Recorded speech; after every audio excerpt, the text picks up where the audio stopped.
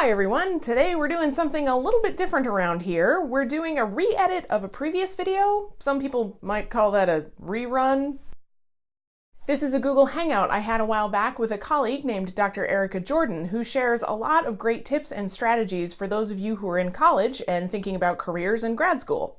This video in particular addresses strategies and things you can think about during your freshman year so that you can start your preparations early for that career or graduate school transition. We'll talk about tips for both people who know they want to go to graduate school and also people who want to go directly into the workforce. Freshman year, both people, everybody, should be sure that they are visiting with their advisor. So maybe perhaps you visited with the advisor at the beginning of the freshman year. I sure hope so. But if not, or even if you have already visited with them once, you want to be following back up around this time because you're probably registering for spring classes.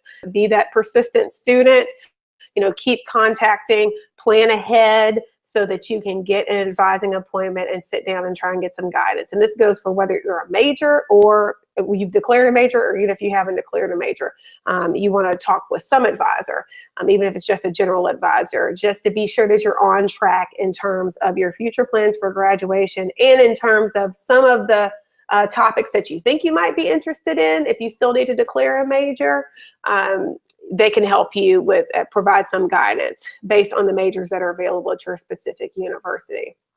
Also, for both groups, during this freshman year, you want to continue the exploration process. So maybe you love your major. Maybe you picked a major early on, you've taken the classes during this first fall semester, and you love it, and that is fabulous, great.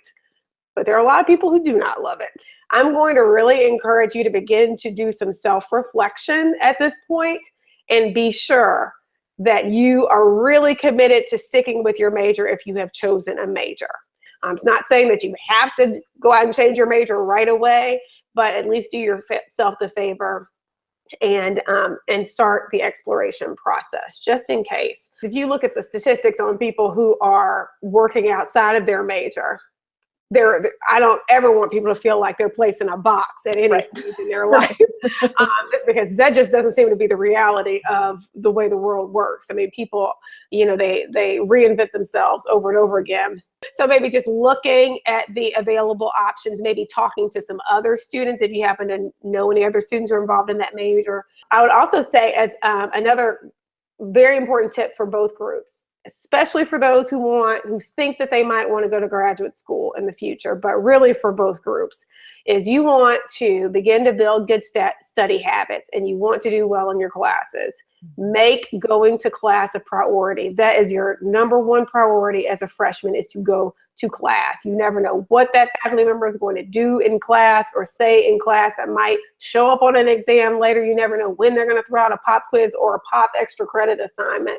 You just never know. You want to try and develop that practice even for classes that naturally come easy to you. Like I've definitely talked to some freshmen like, oh, the classes are easy. Well, they're not going to stay that way, all of them. So start to build these study habits now while it's lower stakes for you. Start to get into the practice of going to class. On contrast, a lot of students really struggle with transitioning from high school to college coursework. So those freshman classes are actually very difficult for them. And you want to be sure that you reach out to get the resources that you need. I always say, get what you are paying for, get what you or somebody else is paying for. So the universities, just about every college and university I know of, they have some sort of support services in the form of tutoring, some sort of resource center. Some will have a writing center. Some will have a complete tutoring center. You can find other students who seem to know the material well. Ask them if they can help you. You want to reach out and play on the strengths of your network and utilize the resources available to you at a college or university to ensure that you're successful. For my students who come to me for mentoring, or they come to me for like career advice, career guidance, graduate school guidance, one of the things I tell them, get to know your professors and make a positive impression. Make an impression for the right reasons. Some of us, I know I keep an attendance record. If somebody wants to do something with me later on, or if they want a letter of recommendation, I have hundreds of students. What's the first thing I'm doing? I'm going straight back, look at how they performed in my class. And part of that is active engagement and participation. I'm trying to jog my memory. So you just never know who you might need later on. There's that old saying goes, don't burn bridges. Right. So try to develop positive bridges, build positive bridges with the faculty members that you have. And even with the teaching assistants, don't just think you can be disrespectful to them either. As a teaching assistant, I've had to write letters of recommendation, but then they also have a direct line to the faculty in that department. Also, become familiar with research opportunities for undergraduates on campus if you think that you might want to attend graduate school in the future. And most graduate programs nowadays, they do have some component to research, not all of them. Also, if you want to go to graduate school specifically, begin starting to keep a record of everything you do. This really goes for people who are going straight into career too, so I'll actually probably repeat this later. But start keeping a record. It can be as easy as a Google document that you download and email to yourself as a backup every now and then. But start keeping some running document of everything you're doing. With when you are submitting for different scholarship programs, or you're submitting your resume or your CV, sometimes you're tailoring that for different experiences, for different graduate programs, for different jobs.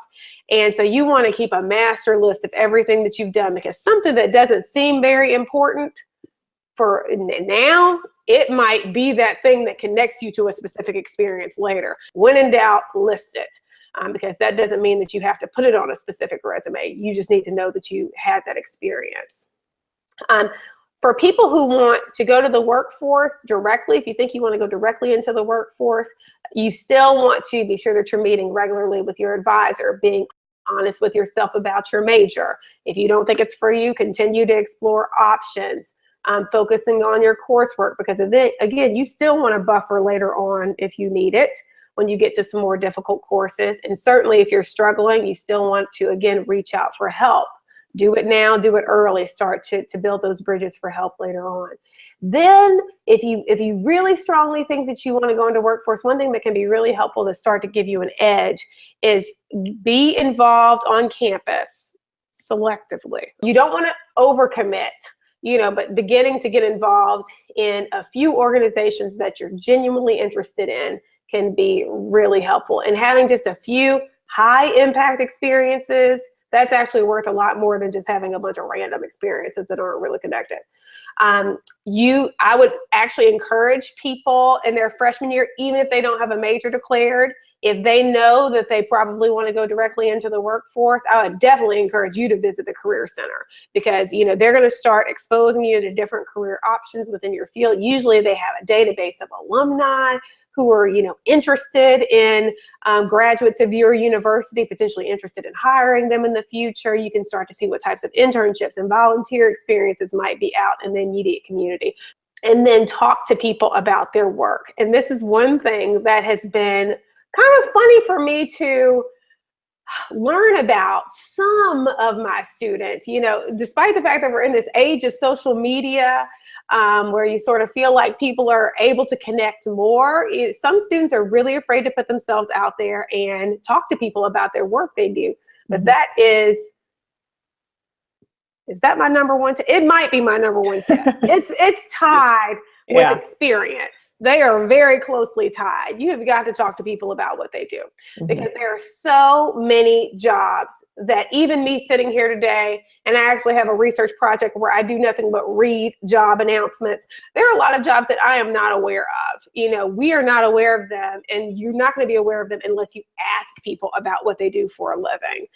People kind of hear about doctor, lawyer, teacher, psychologist, engineer, but they don't hear beyond those big name careers. They don't hear about all this other, these myriad of careers that are out there that we're not going to know about unless you're talking to people. Thanks for watching. What other suggestions do you have for tackling that freshman year? And what questions still remain for you? Leave them down below in comments. And as always, you can hit that like or subscribe button if you're so inclined, or you can check out this playlist over here of other videos I've made about careers and graduate school. And remember, keep going and keep growing.